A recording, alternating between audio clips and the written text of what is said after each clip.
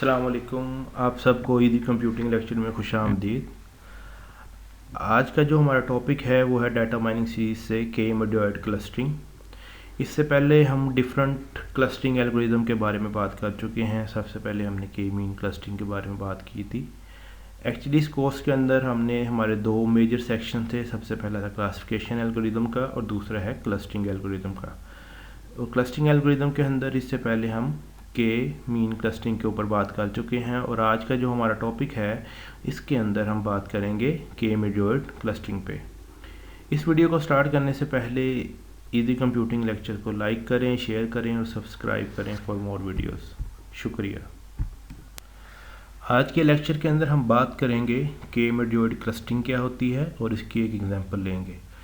तो इसको स्टार्ट करने से पहले हम देखते हैं कि जो मॉड्यूलर है ये क्या है। अगर हम मैथमेटिकली डिस्कस करें मॉड्यूलर को तो ये एक ऐसा ऑब्जेक्ट है सेट ऑफ ऑब्जेक्ट्स के अंदर जो स्मॉलेस्ट एवरेज डिसिमिलरिटी रखता है बाकी जितने भी उस सेट के अंदर जितने भी ऑब्जेक्ट हैं उनके साथ। यानी स्मॉलेस्ट एवरेज डिसिमिलरिटी से मुराद ये है कि most similar to the other objects in all the sets. यानी उस सेट के अंदर जितने भी दूसरे ऑब्जेक्ट हैं उनके साथ मोस्ट सिमिलर जो ऑब्जेक्ट होगा उसको हम कहते हैं मॉड्यूलर। और क्योंकि हमारा जो पर्पज़ है वो हमारा पर्पज़ है आज के लेक्चर का कि हमने क्लस्टरिंग करनी है जो गिवन डाटा सेट है उसकी, तो हम देखते हैं कि के मॉड्यूलर को यूज़ करते हुए हम किस तरह क्लस्टरिंग करेंगे। अब सबसे पहले हम क्या करते हैं कि हमारे पास जो गिवन एग्जांपल है उसको अंडरस्टैंड करते हैं। एग्जांपल के अंदर गिवन है जी solve the following example using k modular clustering algorithm. इसके अंदर हमें एक डाटा सेट दिया गया है। उसके अंदर अगर आप देखें तो हमारे पास 10 नंबर ऑफ सैम्पल्स हैं और एक्स की वैल्यूज़ गिवन है और वाई की वैल्यू गिवन है। और साथ हमें कह दिया गया है कि आपने 2 लेना है। यानी आपने इसके अंदर से 2 ऑब्जेक्ट्स बनाने हैं, 2 ऑब्जेक्ट सेलेक्ट करने हैं और 2 क्लस्टर बनाने हैं। जितनी आपकी के की वैल्यू होगी उतने आप क्लस्टर्स बनाएंगे। जैसे कि के मीन क्लस्टरिंग के अंदर जो भी आपने के की वैल्यू सेलेक्ट की थी, जितने रैंडम मीन उसमें सेलेक्ट किए थे आपने उतने ही क्लस्टर बनाए थे। सिमिलरली के मॉड्यूलर के अंदर जितनी आपकी के की वैल्यू होगी आप उतने ही क्लस्टर बनाएंगे। सबसे पहले आप अगेन देखेंगे 10 सैंपल हैं, एक्स की वैल्यू गिवन है और वाई की वैल्यू। तो इसके अंदर क्या करेंगे, एग्जाम्पल के अंदर सबसे पहले हम कोई से भी 2 जो पॉइंट्स हैं सैंपल हैं वो सिलेक्ट कर लेंगे। तो इस के अंदर स्टेप 1 के अंदर जो आगे नेक्स्ट डिटेल है उसके अंदर आपको ब्रीफली बताया जाएगा कि किस तरह आपने ये काम करना है। अच्छा जी, फर्स्ट स्टेप के अंदर आपने क्या करना है कि हमने 2 रैंडम ऑब्जेक्ट इसके अंदर सेलेक्ट करने हैं क्योंकि हमने जो के की वैल्यू थी वो 2 ली थी इसके अंदर। तो अगर आप देखें तो हमने इसमें से 2 ले लिए, हमारे पास 10 सैंपल थे तो हमने नंबर 2 पे जो x2 है वो 3 4 था वो सिलेक्ट कर लिया और नंबर 8 7 4 था वो सिलेक्ट कर लिया। उसके बाद हमने क्या करना है कि हमने एक नया टेबल बनाना है जिसके अंदर से ये 2 जो ऑब्जेक्ट्स थे जो हमने उसके अंदर सेलेक्ट किए रैंडम वो उसमें से रिमूव कर देंगे, एक्सक्लूड कर देंगे और बाकी सारों का टेबल आ जाएगा। अब उसके बाद अगले स्टेप में आपने क्या करना है कि हमने हर ऑब्जेक्ट का जो 2 उसमें से सिलेक्ट किए, अगर के की वैल्यू 2 है तो 2, अगर 3 है तो 3 ऑब्जेक्ट, तो हर ऑब्जेक्ट का बाकी जितने भी ऑब्जेक्ट्स हैं रिमेनिंग उनके साथ हमने डिस्टेंस फाइंड करना है जिसको हम कॉस्ट भी कहते हैं। तो जब हम उसका डिस्टेंस फाइंड करेंगे तो उसके लिए हमने ये कॉलम K1 का ड्रॉ किया। 3 4 के लिए पहले हम डिस्टेंस फाइंड करेंगे बाकी पॉइंट्स के साथ। तो उसके लिए हमने फार्मूला लगाया और फार्मूले में वैल्यूज पुट की तो आपके पास 2 - 3 आ गया, 6 - 4 आ गया, 3 - 3 आ गया, 8 - 4 आ गया। तो आप देखें तो फार्मूला के अंदर हमने वैल्यूज पुट की वो आपके पास डिस्टेंस आ गया 3 4 4 5 3 5 6 6। और अगेन इसके अंदर बता रहा हूँ कि जो ऑब्जेक्ट्स आपने 2 सेलेक्ट किए हैं वो उस टेबल के अंदर से आपने एक्सक्लूड कर देने हैं और उन ऑब्जेक्ट का जितने भी है 1 बाय 1 बाकी जितने भी हैं ऑब्जेक्ट्स उनके साथ आपने फिर डिस्टेंस फाइंड करना है। अभी हमने इस स्लाइड के अंदर K1 के लिए किया और नेक्स्ट स्लाइड के अंदर हम K2 के साथ यानी 7 4 का बाकी जितने भी रिमेनिंग ऑब्जेक्ट्स हैं उनके साथ डिस्टेंस फाइंड करेंगे। अब हमारा जो दूसरा पॉइंट था वो था K2 के अंदर थी वैल्यू 7 4। अब 7 4 का जो दूसरा यानी हमारा ऑब्जेक्ट है K2 उसका बाकी जो रिमेनिंग है x1 x3 x4 x5 x6 x7 x9 और x10 के साथ डिस्टेंस फाइंड करेंगे। तो फिर अगेन वही आएगा 2 - 7 6 - 4 और उसके बाद आपका आ गया 3 - 7 8 - 4 4 - 7 7 - 4। तो वो आपका डिस्टेंस आता जा रहा है। बाद का अगर मैं कोस्ट का वर्ड भी यूज़ कर दूँ तो it means we are finding and we are talking about the distance. तो वो आ गया 7 8 6 3 1 1 1 2। अब इस स्लाइड को आप अच्छे से समझें। इसके अंदर हमने क्या किया है कि हमने 2 पॉइंट्स से हमारे पास K1 और K2, K1 का बाकी पॉइंट्स के साथ जो हमारे पास डिस्टेंस था वो सारा आ गया 3 4 4 5 3 5 6 6, और जो K2 के साथ पॉइंट्स के साथ जो डिस्टेंस आया था सेम पॉइंट्स पे x1 x3 4 5 6 7 9 10 पे वो आ गया 7 8 6 3 1 1 1 2, ये आ गया। अब हमने क्या करना है, इनका कंपैरिजन करवाना है। कंपैरिजन करवाने का क्या तरीका होगा कि देखिए हमारे पास जो सबसे पहला ये वाला जो डिस्टेंस आ रहा है वो x1 के ऊपर है, तो x1 के ऊपर जो K1 की वैल्यू आई है वो आई है 3 और K2 की वैल्यू क्या आई है 7। अब हमने क्या करना है, इस दोनों का जब हमने कंपैरिजन करना है तो हमने जो मिनिमम जो डिस्टेंस है वो सिलेक्ट करना है। वो हमने चेक करना है कि वो K1 पे आया है या K2 पे। अगर आपने K की वैल्यू 3 ली होती तो अगर इधर आपका जो टेबल था वो एक्सटेंड हो जाना था, फिर आपने तीनों में से देखना था। तो फॉर द टाइम बीइंग इस एग्जांपल के लिए अगर हम देखें तो x1 के ऊपर जो K1 का डिस्टेंस था वो 2 और 6 के 3 आया, और 2 और 6 में जो K2 का डिस्टेंस है वो 7 आया। तो अब जो मिनिमम वैल्यू थी वो 3 थी, तो इसलिए हमने उसको सर्कल कर लिया। इसी तरह x3 के ऊपर जो वैल्यू आई वो 4 आई, और दूसरी तरफ K2 की 8 आई, तो मिनिमम डिस्टेंस K1 की साइड पे था वो 4 आया, तो हमने उसको सर्कल कर लिया।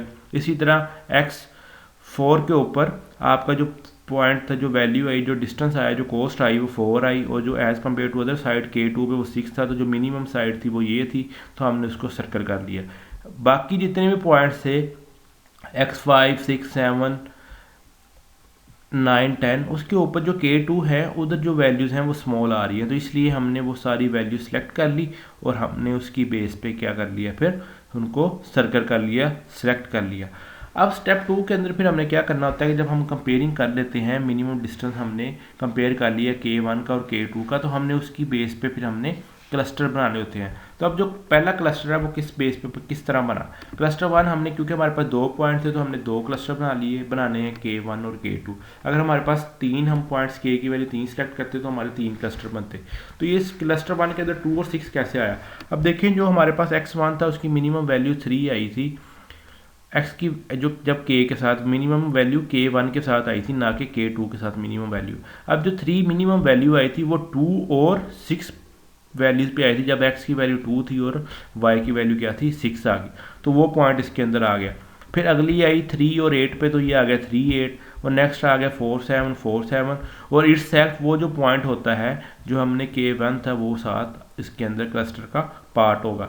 इस तरह क्लस्टर 2 के अंदर जो हमारे पास जो 3 मिनिमम वैल्यू आई थी वो 6 और 2 पे आई, 1 जो वैल्यू आई वो 6 और 4 पे आई, 1 जो वैल्यू आई 7 और 3 पे आई, 1 जो वैल्यू आई 8 और 5 पे आई, और जो 2 वैल्यू आई वो 7 और 6 पे आई, और जो इट सेल्फ 7 4 पॉइंट है वो इसके अंदर इंक्लूड होगा। तो इसकी बेस पे हमने अब क्या बना लिया, क्लस्टर बना लिया। अब नेक्स्ट स्टेप के अंदर हम क्या करेंगे, अभी तो हमने हर दोनों पॉइंट्स का डिस्टेंस फाइंड किया था, अब हम ओवरऑल जो डिस्टेंस है वो फाइंड करेंगे नेक्स्ट स्लाइड के अंदर।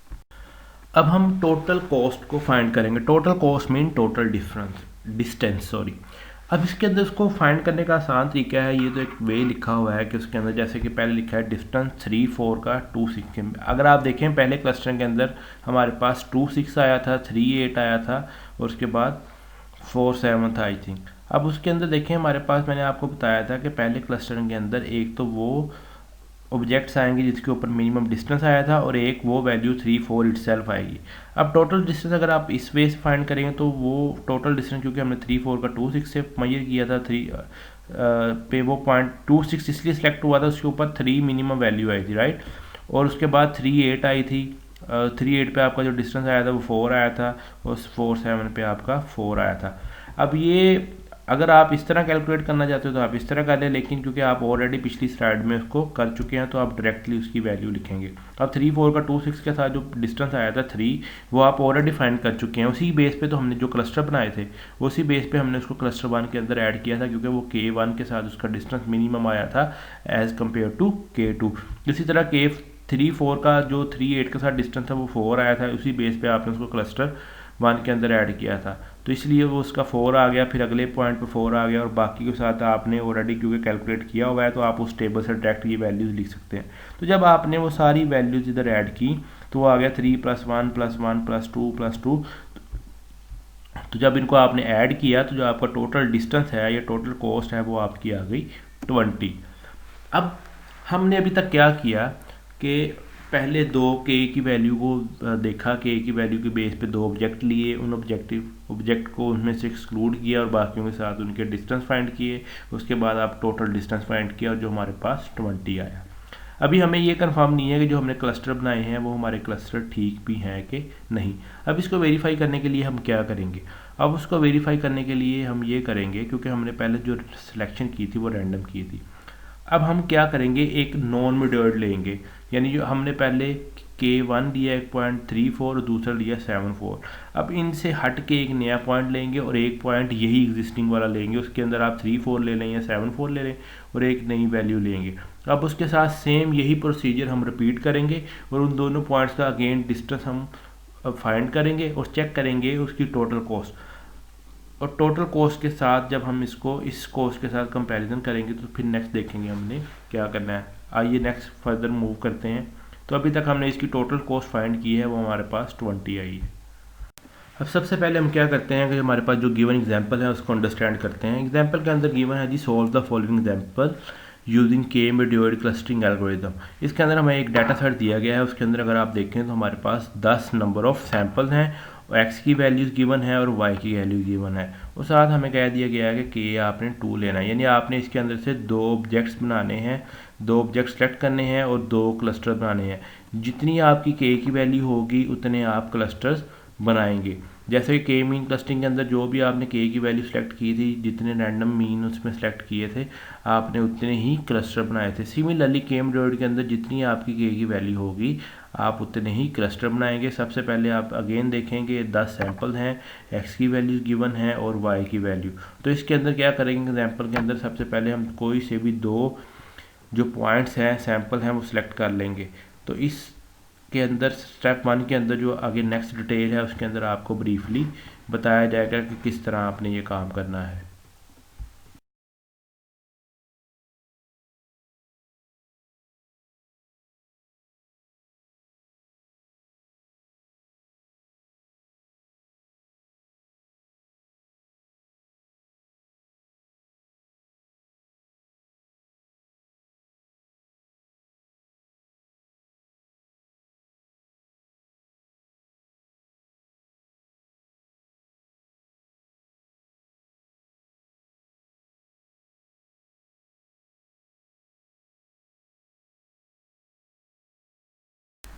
अब हम अगर देखें तो K3 का x1, x3, x4, x5, 6, 8, 9 और 10 के साथ डिस्टेंस फाइंड कर रहे हैं। तो इधर इस स्लाइड के अंदर मैंने वो डिस्टेंस के फॉर्मूले में वैल्यूज पुट नहीं की और डायरेक्ट ही वैल्यूज लिख दी हैं। जब आप इसको मेजर करेंगे 2 - 7, 6 - 3 तो वो 8 आएगा, 3 - 7, 8 - 3 करेंगे तो 9 आएगा, 4 - 7, 7 - 3 करेंगे 7 आएगा, 7 - 7 और 6 - 3 करेंगे तो वो आपका आंसर 3 आएगा। तो ये मैंने उनकी डायरेक्ट ही कॉस्ट लिख दी है इस स्लाइड के अंदर। अब इसी तरह हम K1 के साथ अगेन एक्स और वाई की जो डिस्टेंस है वो फाइंड करेंगे। वो दोबारा क्यों फाइंड करेंगे तो वो नेक्स्ट स्लाइड के अंदर आपको बताता हूँ। अब हम इसके अंदर K1 के साथ डिस्टेंस इसलिए फाइंड कर रहे हैं कि लास्ट टाइम हमने x7 नहीं लिया था। अब हमारे पास x7 लिया है तो x8 आ गया, तो x8 के साथ हमने डिस्टेंस पहले से फाइंड नहीं किया, जिसकी वजह से हमें अब K1 का बाकियों के साथ अगेन दोबारा डिस्टेंस फाइंड करना पड़ रहा है। तो बाकी सारे डिस्टेंस वही आएंगे जो बस x8 के साथ, क्योंकि पहले से इंक्लूड नहीं था, अब इंक्लूड है इस टेबल के अंदर तो वो डिस्टेंस वेरी करेगा। तो अब आ गया 3 4 4 5 3 8 4 6 6। इस स्लाइड के अंदर भी मैंने डायरेक्ट फार्मूला के अंदर वैल्यूज़ पुट करके जो हमारे पास टोटल डिस्टेंस या कॉस्ट आई है तो वो वैल्यूज़ लिख दी हैं। बाकी आप फार्मूला के अंदर पुट करेंगे तो आपको ये सेम वैल्यूज़ मिलेंगी। अब अगेन वही काम इसके अंदर हमने किया कि जो K1 का जो बाकी पॉइंट्स के साथ जो डिस्टेंस था वो चेक किया और K3 का यानी x1 के साथ, x3 के साथ, x4 5 6 8 9 10 और इसी तरह K3 का इन्हीं पॉइंट्स के साथ मैंने डिस्टेंस फाइंड किया। तो जो मिनिमम था उनको सर्कल कर लिया, तो 3 4 4 आ गया, इधर आ गया 2 2 1 3 3 ये आ गया।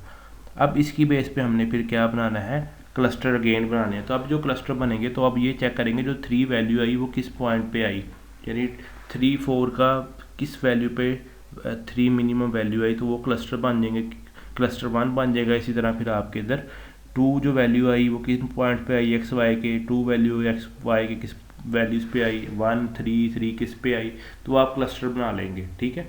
उसके बाद फिर हम उनकी कॉस्ट फाइंड करेंगे। कॉस्ट डेफिनेटली आपने सिंपली, मैं आपको भी बता रहा था कि इधर आपको ज़्यादा क्लियर होगा। कॉस्ट फाइंड करने के लिए सिंपली आप ये जो वैल्यूज़ आई हैं 3 3 1 2 2 4 4 3, इनको एडअप करें तो आपको टोटल कॉस्ट या टोटल डिस्टेंस आ जाएगा, वो आपका आया 22। जैसा कि पिछली स्लाइड के अंदर मैं आपसे बात कर रहा था कि जो आपके क्लस्टर बनेंगे वो किस तरह बनेंगे, तो इस स्लाइड के अंदर आप देखें तो हमने कंपेयर करने के बाद जो मिनिमम डिस्टेंस है K1 डैश का और K3 का, तो हमने क्लस्टर बनाए। तो क्लस्टर 1 आपका 2 6 3 8 4 7 3 4 इट सेल्फ आ गया, और इसके बाद जो क्लस्टर 2 है उसमें 6 2 पे मिनिमम वैल्यू आई थी, 7 4 पे, 5 4 पे, 8 5 पे, 7 6 पे और 7 3 इट सेल्फ आ गया। जब आपने ये सारा फाइंड कर लिया और हमने ऑलरेडी क्या कर लिया है, कॉस्ट फाइंड कर ली हुई है, तो अब स्टेप 4 के अंदर हम क्या करेंगे कि हम स्वैपिंग कॉस्ट फाइंड करेंगे। यानी स्वैपिंग डिस्टेंस से मुराद ये है कि जो प्रीवियस डिस्टेंस आया था और जो इस दफ़ा डिस्टेंस आया है उनका डिफरेंस। तो उसका फार्मूला क्या होता है कि जो आपकी करंट कॉस्ट आई है, जो आपका करंट डिस्टेंस है उसको माइनस करेंगे प्रीवियस डिस्टेंस के साथ। तो हमारा जो करंट डिस्टेंस आया वो 22 आया, जो प्रीवियस आया वो 20 आया। अब जो दोनों का जो चेंज है वो वैल्यू आई 2। तो इसका मतलब ये है कि अगर देखें मिडोइड के अंदर हम क्या चाह रहे हैं, मिडोइड के अंदर हम मोस्ट सिमिलर ऑब्जेक्ट्स हैं, मिडोइड के अंदर ऑब्जेक्ट हैं वो आपस में फाइंड करना चाह रहे हैं। तो इसका मतलब ये वैल्यू ये रिप्रेजेंट कर रही है कि जो वैल्यू जब 2 आई है तो इसका मतलब ये है कि वो आपकी जो वैल्यूज़ हैं, ऑब्जेक्ट्स हैं, जब आपका डिस्टेंस 22 था, यानी अभी जो आई है कॉस्ट आया जिसके अंदर आपने K3 को सिलेक्ट किया था, तो उसके अंदर आपका जो डिस्टेंस है, टोटल कॉस्ट है वो ज़्यादा आ रही। इसका मतलब ये है कि वो जो डियोड का जो मकसद था कि जो आपने मोस्ट सिमिलर ऑब्जेक्ट फाइंड करने थे वो नहीं आ रहे। अब लेकिन करंट जो प्रीवियस कॉस्ट थी उसके अंदर जो आपके थे पॉइंट्स वो ज़्यादा बेहतर आ रहे थे, यानी जो क्लस्टर्स आपके पहले बने वो ज़्यादा बेहतर बने। यानी अगर आपको आसान लफ्ज़ों में कहूँ कि अगर आपकी कॉस्ट प्रीवियस कॉस्ट और करंट कॉस्ट के अंदर आपका जो आंसर आ रहा है वो पॉजिटिव आ रहा है, तो उसके अंदर फिर आप क्या करेंगे, तो आप ये कहेंगे कि जो प्रीवियसली जो आपके क्लस्टर्स बने थे वो आपके फाइनल क्लस्टर्स हैं। अगर सपोज कर लें कि आपकी ये वैल्यू आती कम, आप सपोज कर लें आपका ये आंसर 20 आ जाता और पिछले वाला आंसर आ जाता 22, तो फिर आपने क्या करना था, अगर आपके आंसर नेगेटिव होता तो अगेन फिर आपने जिस तरह हमने K3 को सिलेक्ट किया इसी तरह आप एक और पॉइंट उसके अंदर से सिलेक्ट करते और उसके बाद आप सेम यही प्रोसीजर अप्लाई करते, आप फिर डिस्टेंस फाइंड करते, फिर कॉस्ट फाइंड करते। अगर आपका आंसर अगेन पॉजिटिव आ रहा था तब आप कहते हैं कि जो प्रीवियस वाले क्लस्टर्स हैं वो ठीक हैं। अगर फिर नेगेटिव आ रहा था तो आप ये प्रोसीजर रिपीट करते रहेंगे। तो अब करंट सिनेरियो के लिए क्योंकि हमारा आंसर पॉजिटिव आ गया, तो पॉजिटिव जब आएगा तो मैंने आपको बताया कि हम फर्दर मूव नहीं करेंगे, क्योंकि इसका मतलब ये है कि हमारी जो क्लस्टरिंग है वो इफेक्टिव नहीं आ रही। तो इसका मतलब ये है कि जो हमारे जो प्रीवियस क्लस्टर आए थे, क्लस्टर 1 और क्लस्टर 2, वो हमारे फाइनल क्लस्टर्स होंगे। अगर किसी स्टूडेंट को इस पॉइंट की समझ नहीं आई तो वो पर्सनली भी बाद में मुझसे मैसेज करके कमेंट करके पूछ सकते हैं। शुक्रिया। तो डे स्टूडेंट्स, आज के लेक्चर में ECL कंप्यूटिंग लेक्चर की तरफ से ही इतना। मुझे उम्मीद है कि आपको आज के लेक्चर की अच्छी तरह समझ आई होगी और आपको अच्छी तरह पता चल गया होगा कि जो कि मिडोइड क्लस्टरिंग है, मेथड है, वो किस तरह काम करता है और इससे हम किस तरह क्लस्टरिंग कर सकते हैं। अगर आपको फिर भी किसी पॉइंट की समझ नहीं आई तो आप कमेंट कर सकते हैं, इनबॉक्स कर सकते हैं, मैसेज कर सकते हैं। आज के लिए इतना ही। Thank you very much. अल्लाह हाफिज़।